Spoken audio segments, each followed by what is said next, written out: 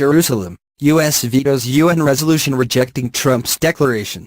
The U.S. has vetoed a draft UN Security Council resolution rejecting President Donald Trump's decision to recognize Jerusalem as the capital of Israel.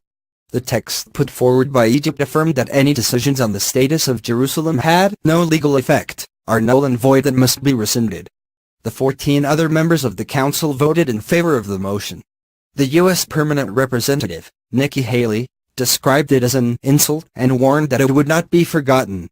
It's one more example of the United Nations doing more harm than good in addressing the Israeli-Palestinian conflict, she added. Today, for the simple act of deciding where to put our embassy, the United States was forced to defend its sovereignty. The record will reflect that we did so proudly. Separately, US Vice-President Mike Pence postponed a controversial scheduled visit to the Middle East, due to begin on Tuesday, until mid-January. Mr. Pence may be required to break a tie in the U.S. Senate in a crucial vote on tax reform.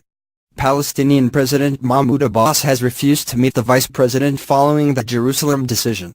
The status of Jerusalem goes to the heart of Israel's conflict with the Palestinians. Israel occupied the east of the city, previously occupied by Jordan, in the 1967 Middle East War, and regards the entire city as its indivisible capital. The Palestinians claim East Jerusalem as the capital of a future state, and its final status is meant to be discussed in the latter stages of peace talks. Israeli sovereignty over Jerusalem has never been recognized internationally, and all countries currently maintain their embassies in Tel Aviv.